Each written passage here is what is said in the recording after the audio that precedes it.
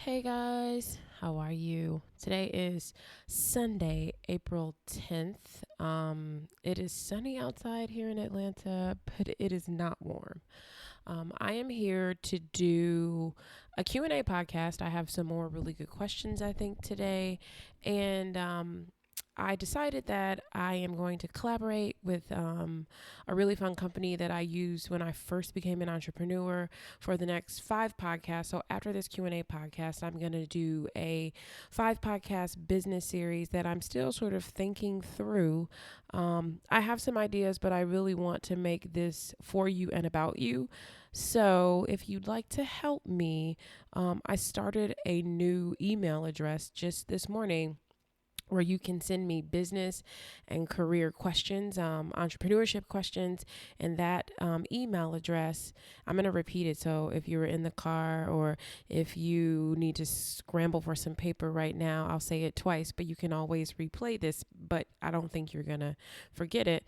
That email address is mytaughtyou@gmail.com. So very simple. Send me this if you have questions in a longer format. It will help me. It will help me keep up with those. So please don't hesitate to send those questions over. I will be monitoring that inbox. If you have like a super long winded question to keep my attention, I recommend using bullets. So kind of just break it down in bite sized pieces. If you get like, if it's just one long 40 sentence paragraph, I'm probably not going to read it. So help me help you.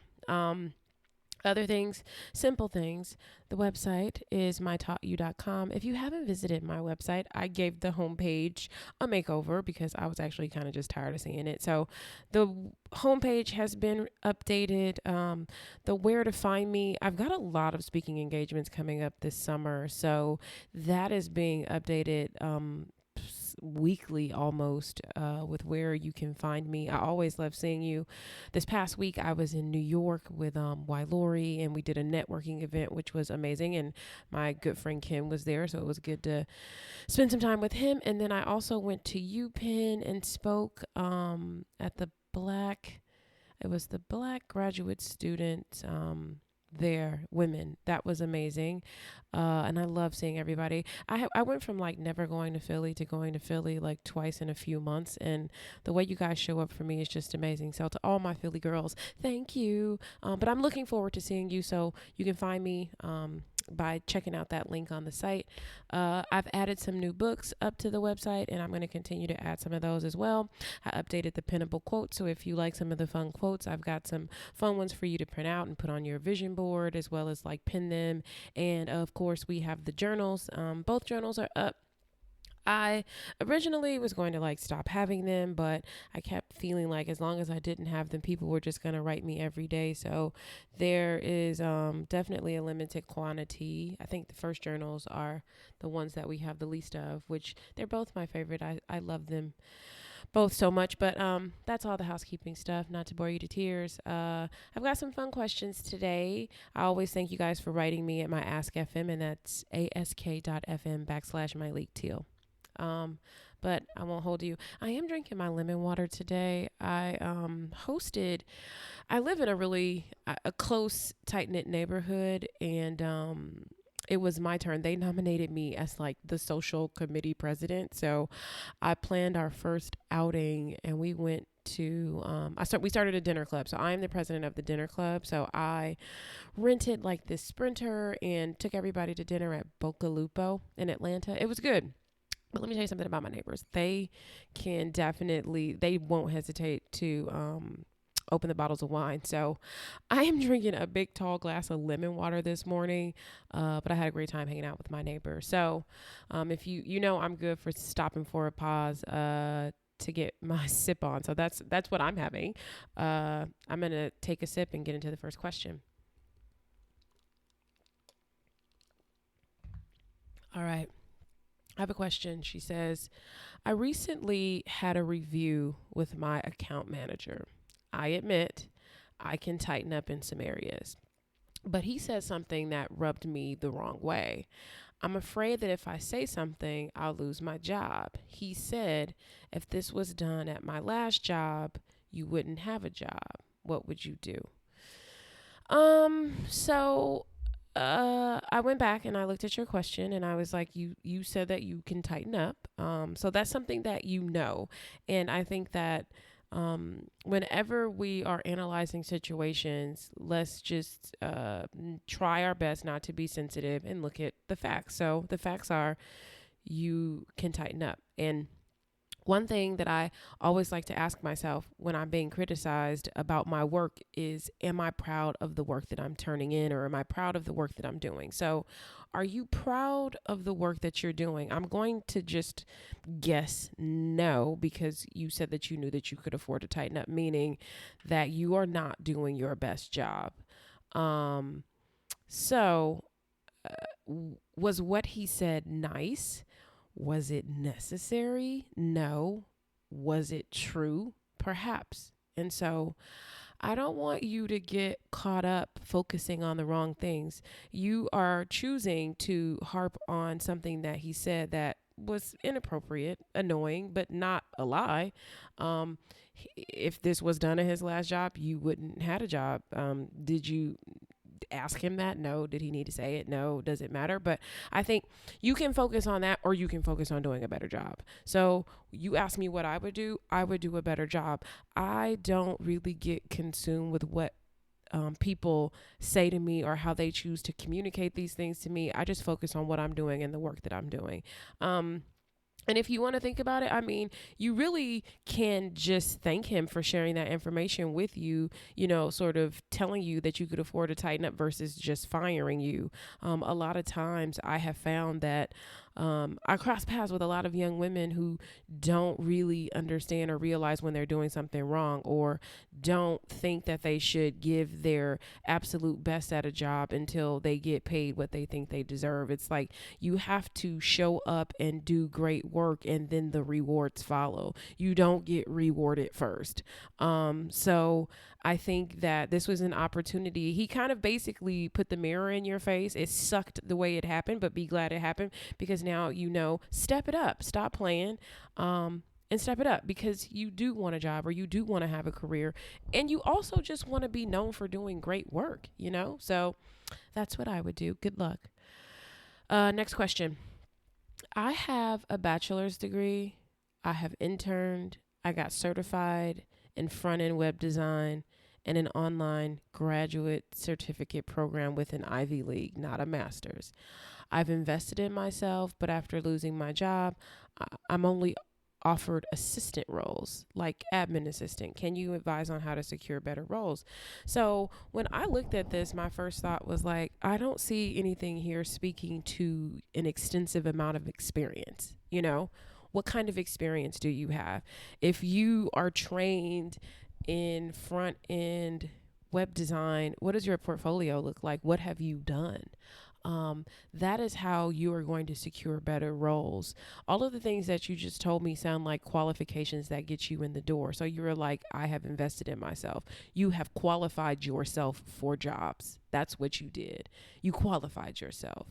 You invest in yourself with the things that you get outside of the education. It's the things that you learn, the experience that you get. Those are the investments. You qualified yourself, so you are now qualified to get in the door. And where is typically the first place in the door? The desk. And I wouldn't be afraid or ashamed to work on a desk. That's how I started, is that I started off as an assistant. You need to take a job in the company that you really want to work for, and then work your way up. So that is something that I think that you should think about, versus this, like, I've invested in myself, I want a better job because I've done the things to get me in the door. So I hope that helps. All right. This next question is, hi, Myleik. I'm struggling with developing authentic, deeper relationships and connections professionally. How do you move from a transactional mindset to really building meaningful connections? Good question, and this is something that I talked about at this Power networking event that I did last week in New York with my friend Ken. And we talked about how everybody wants to be so transactional in their networking. Like, I'll go places, I'll go to events, and I'll have somebody give me their card or their book or whatever it is that they do, want to get my information and want to like email me that day, typically asking me for something that, for all intents and purposes, I'm not asking for, or I'm not interested in, or I'm not looking for. And it's like, that is not how you network. That is really kind of how you come off as like a user. It's like, you don't want to be the person that's like constantly trying to get something when you don't offer something. And giving somebody your free book or your free soap or your free spray does not obligate them to do anything for you, So I would suggest that you stop looking for what you can get out of the relationship and think about what you can offer each person you meet. That's the first way to remove the transaction, because how do you think a person feels when people are always asking them for stuff, Something else that I recommended that the young ladies do at the event was put a little place marker to not ask anybody for anything for 1 year. So if you meet someone that's in a great position or know someone, just tell yourself you're not going to make a move or ask a question for a year, and use that time to really get to know the person. Use that time to meet up and grab a drink or grab coffee or grab lunch, just to talk, just to get to know them, just to find out more about them, find out more about what they do, more about what makes them tick. You can start contacting them, forwarding them articles, things that you think are interesting to them, but use the year to develop the relationship, and don't ask for anything. It's very easy to do. And that's how you develop authentic, deeper relationships with people. So cut out the email asking every time you meet somebody. It's just not cool. Just try to get to know them, support their events, and then they'll notice you, and it won't seem so thirsty when you're asking. Next question. My mouth is so kind of dry. Hi. I wanted to know how you would handle a manager who constantly ignores your complaints about a particular client who has made racist comments towards me and extremely rude comments. I've mentioned it to my manager and he does absolutely nothing. How should I handle this? Thank you. I mean, this is a simple answer for me. It's either leave or deal with it. You can't make somebody care about something. So this is on you. You have to decide to do what you're going to need to do. Like, I think probably some old school advice would be like, well, take it up to their manager and all this and that. It's just like, I hate to say it, but nobody cares. Like, it's unfortunate. People are effed up and they do effed up things, and you said what you had to say, and just like bounce. Like, if you're not going to be in a space where your manager is not, down for you or making people respect you, then that does not sound like the place for you. And we all know that you can move because you're not a tree. So find something else. Find something at a place where you feel respected. Next question. There's a conference that I'd really love to attend. I would learn so much from it, but at this time I can't afford it. Should I offer to volunteer? And if so, should I include what I can bring as a volunteer and or why I want to volunteer? I say yes. I think that you have to remember that you're going to be working, and there's a chance that you won't see any of the conference, because what if you have to work the front door, and you have to ask yourself, are you okay with that? You can contact them and say what you'd like to do. Maybe you can offer something that won't have you working at the conference, but maybe you can help them promote it beforehand. Or maybe you can take like detailed notes from the whole conference and then offer them to the people putting on the event for them to pop up on their page, or maybe sell them. I don't know, but I think you should always try. All that these people can tell you is no. So I say that you just always try, and see what happens. And if you don't do it, then save up and try to go next year. Next question. I've noticed a lot of entrepreneurs and Instagram socialites, I love that term, Instagram socialites, using multi level marketing programs such as It Works to attain wealth. Do you feel like this is a scam or a get rich quick scheme? So I will tell you that I am not familiar with the whole It Works thing. I've seen it. I've seen just only one person, I think, doing it. And I imagine that this is no different than like an Avon or a Stellan dot sort of business where you sell something and you get more people on board and all of that stuff. And so um, I don't really know. And I think sometimes when you use the word wealth, I think that wealth is in ownership. I'm not saying that you can't become wealthy working for someone because you can. It's all about how you are using that money. But I think what entices people are these like bonuses. I think I've seen like $10,000 bonus, $20,000 bonus. And so I think what it is that some people are getting maybe richer. They're getting richer, but I don't know if they're getting wealthy. And I can be wrong. And so, but I think like if you're interested in doing something like that, and sometimes these sorts of things work better for people, they like having all of it built in for them so they don't have to build anything from scratch. It's an idea. I've seen plenty of people, I think, become successful at things that other people have started. If you're not interested or if you don't love the stuff, I think that it will alter your ability to sell. So maybe you try these things, and if you try it and you like it and you're into it, maybe you give it a try. But I don't really know. And I think that you just have to try it. If you don't like it, you found out for yourself, and I think that's the thing, is that people have to do a little bit more work to find out for themselves. Next question. Hey, Myleik, I'm a graduate student in a predominantly white university where I am the only person of color in my cohort and department. I go back down and no, I'm sorry. She says, I do back down and have received a no on many opportunities, scholarships, GA ships, and graduate assistantships, I'm assuming. And I have kept going, but the adversity continues and I have no faculty of color to talk to. Advice. Um, this is a complex one. And I always, as a woman of color who has been the only woman of color in many situations, I just want to like send a virtual hug and just, because I know how tough that can be. But I want you to consider something. Um, I want you to ask yourself, are you doing the best job? Or are you the best candidate for some of these things? Because you said, I do back down. And so I wonder if you had to be honest with me and tell me what else you do.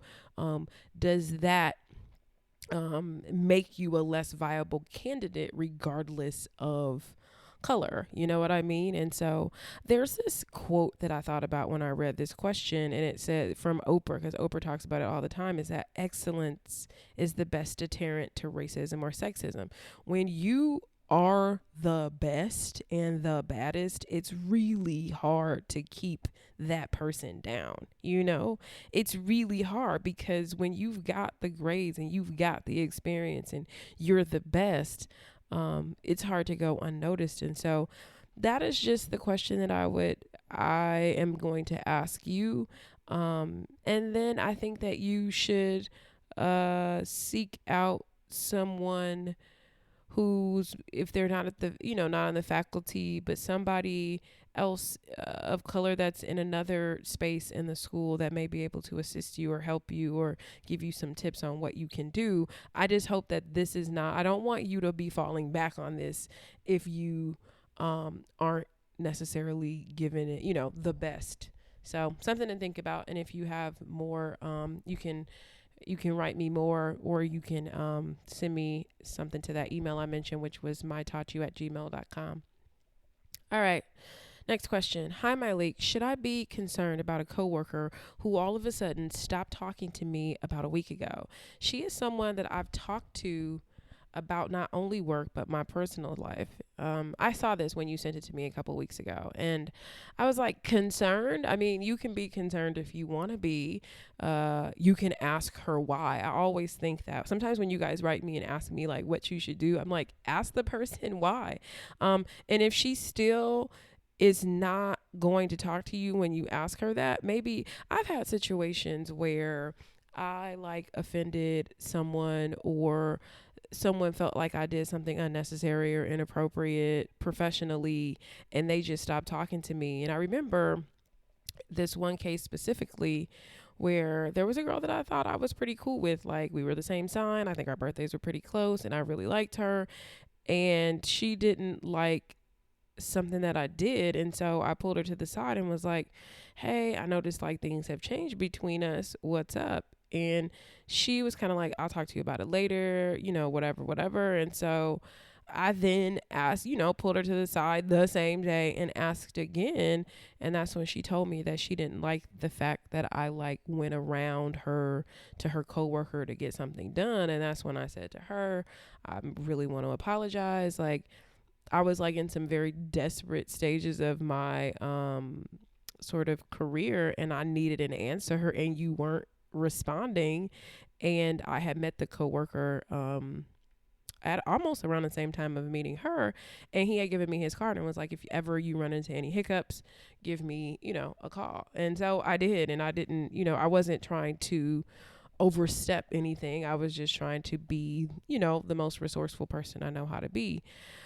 So some people's feelings get hurt about a multitude of things. I remember when I first started working, and I was like, this one girl just stopped talking to me. And it's so funny because she reached out to me and added me on Facebook recently. And I'm really just like, girl, like, you stopped talking to me way back then for whatever reason. And I think I was just too busy to even ask her what her problem was.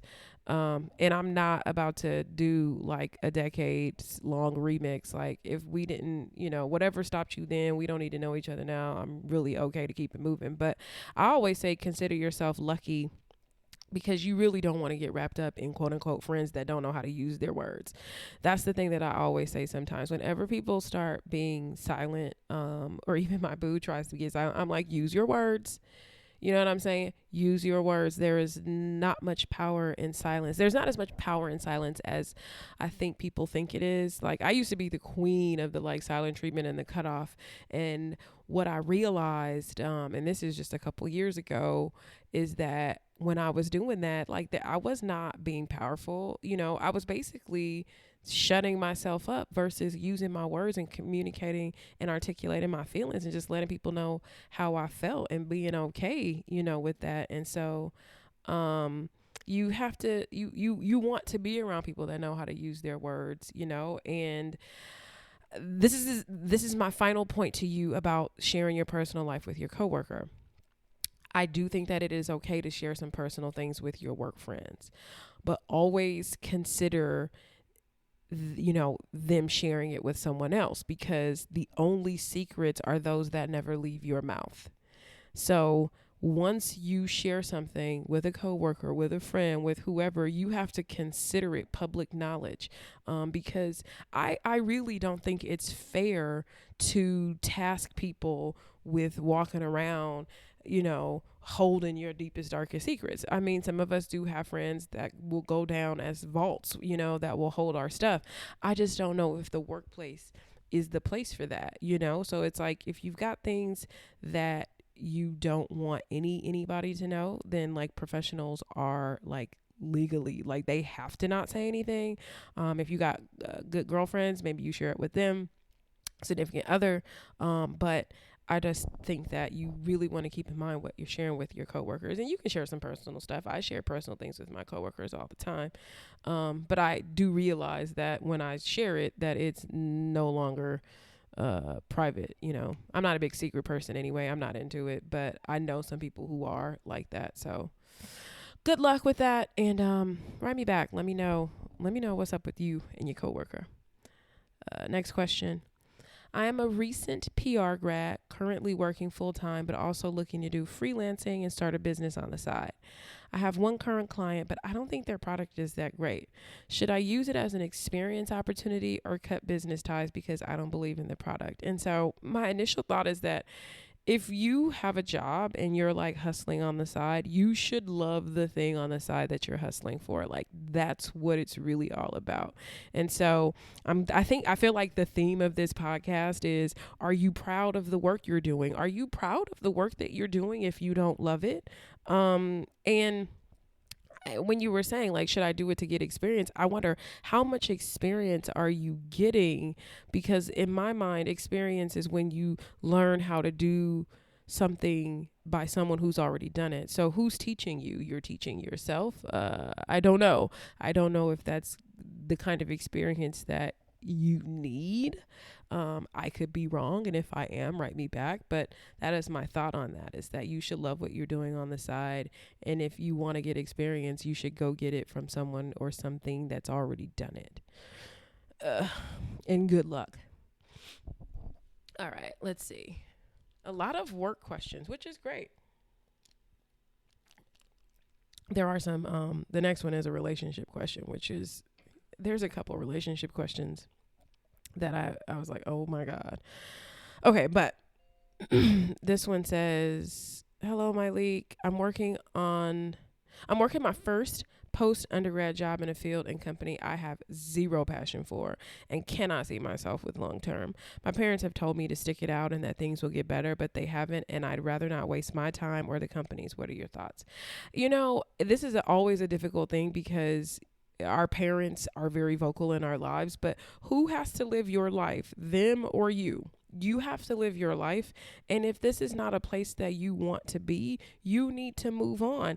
And the downside about, our parents are always like a few generations behind us, and they are still operating from what was going on when they were our age. And times have changed. People can have jobs that they love. You don't just get a job to get benefits and to get this and get that. Like you're going to spend most of your time in life working. You deserve to like it. You deserve to like it. And you really don't have to explain that to anybody, And so it's just like, maybe you don't discuss this with your parents and you only let them know once you've gotten another job. It's like everybody won't understand something until it's done. It's like, and don't let them deter you. So you tried it, you still don't like it, move on. That's what life is all about. All right. Now, this is when we start getting into these relationship questions, which are concerning me, ladies. So if you are in your 20s, please just listen to me. Like I said, I typically do not like giving relationship advice, but I will because I am concerned. So she says, okay, so I've been dating this guy for 3 months. We've had our breakup moments twice in the 3 months, and he wants to move to the next step and move in together. I don't know why that's the next step. I have gotten this question by lots of people who say that is the next step, but okay. What would you consider an okay time to move in with someone? Or should I embrace our love and go with it? So first thing I want to know is, why the rush?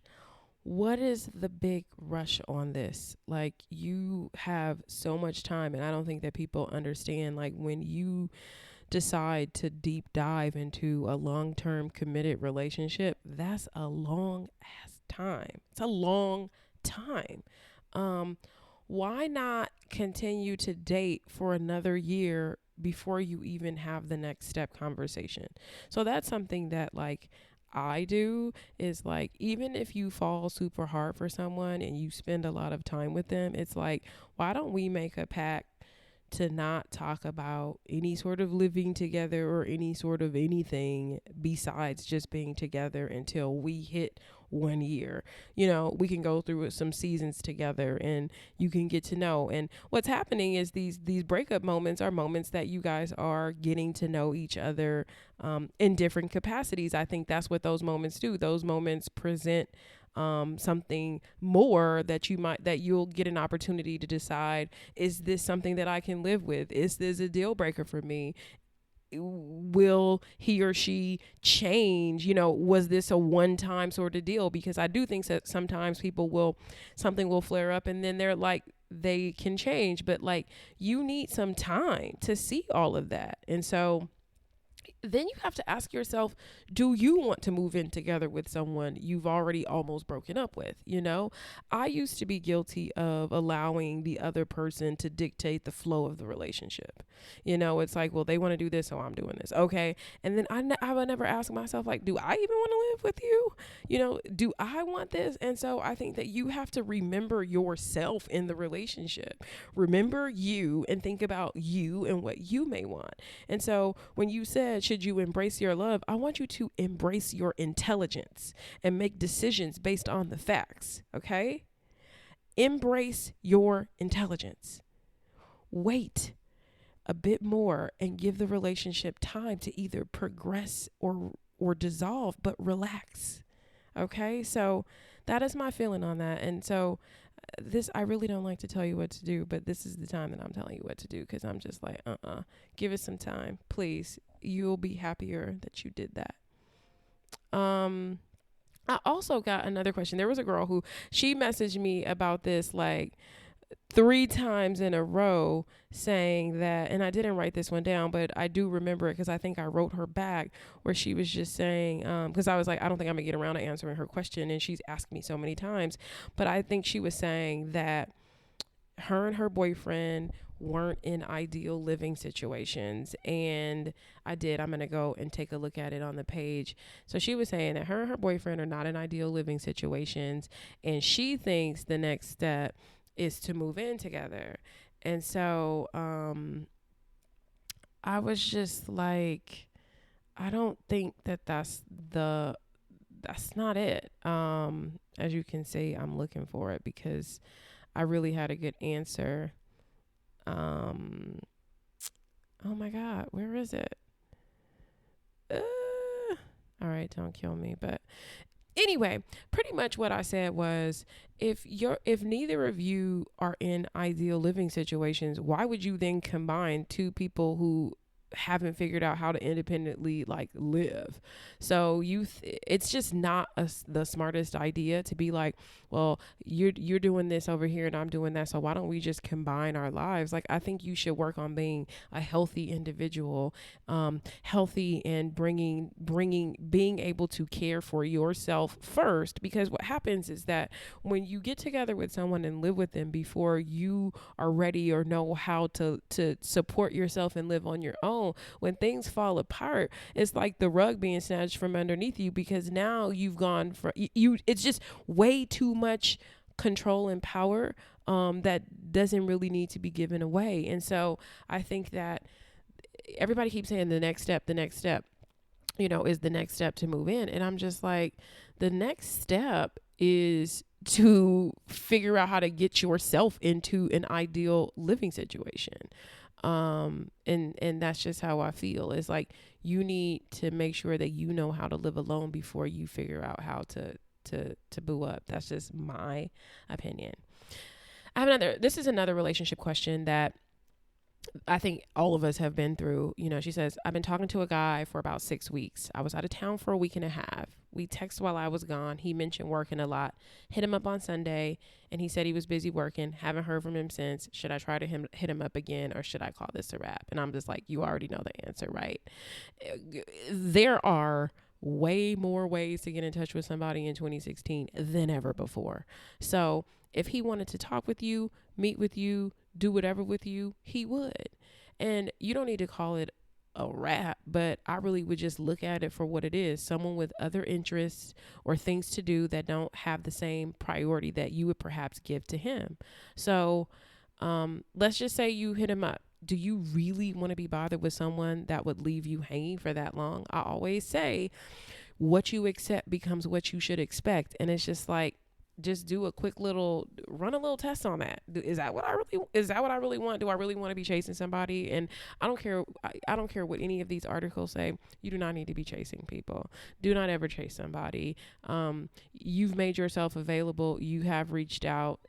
You went out of town. He clearly has some other things going on. You can need to get some other things going on too, and keep it pushing. It's like whatever. I think this is the last question. Hi, Malik. You have such an insightful and consistent social media presence. Why, thank you. How do you keep focused on the day's priorities without falling down the time drain rabbit hole of surfing social media? I feel like this darn phone is holding me back sometimes. Thanks, and keep inspiring. I love social media, and so I totally understand how easy it is to like easily fall apart, but I think that set some times that you check it. So sometimes I check in the morning when I get up like everybody else, and then I put the phone down and I get my stuff done. And then sometimes maybe in the afternoon I'll check again for just maybe like 5 minutes, 10 minutes. And then, when I come home at night, if I have some extra time, I'll check it again. But, in order for me, I have an online business. I have to be online. I started my business on social media. I have to be on social media.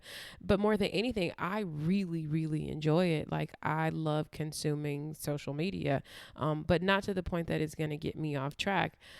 You're going to miss a lot of stuff. I miss a lot of stuff. I always crack up when people are like, oh, you saw my Instagram post. I'm like, no, girl, I didn't. I'm not on it that hardcore. And I think that a lot of I made notes. That's why I'm getting stuck. I don't think people realize how much of my actual life is lived offline. So, I just told you guys that I took my neighbors to dinner last night. It was 10 people, 5 couples in my neighborhood. We all went to dinner. There weren't any like pictures or anything like that, because even I am working on trying to live life a little bit more. Like, sometimes I see people on social media and I start to wonder, like, would they even be doing that if they couldn't share it at all? Like, would you be going to Paris if you couldn't tell people you were going to Paris, or you couldn't take a picture in Paris? Like, I'm not even mad at it, because I think it's so good for people to travel and get out, and they are inspiring and encouraging other people, because I feel like when you travel, you just will never be the same again. Like, what it teaches you, sort of like, I always think you should travel by yourself, sometimes travel in groups, but when you go somewhere by yourself, like, how it shows you, if that even makes sense, I think is great. But like, I will be honest with you and tell you that I am working on doing things and not always having to share it. I love sharing. A lot of times I want you guys to see things, but I'm trying to just do better about being in the moment, and like being old school about things, when we used to just go and hang out with people and like live to tell the story, just talked about it the next day. So that's all I have. Reminder, if you have questions, my next 5 podcasts are going to be business podcasts for you. If you're interested in entrepreneurship, I'm even kicking around the idea of interviewing some really awesome entrepreneurs. So if you know that there are some people that I know that you want me to talk to, shoot me that in the email. Also, mytaughtyou@gmail.com. Write me on the Ask FM, tweet me, just, do whatever you can to reach out to me so that I can start compiling a really amazing series of podcasts that will be helpful to you. You guys have a good time wherever you are, and a good week. Bye.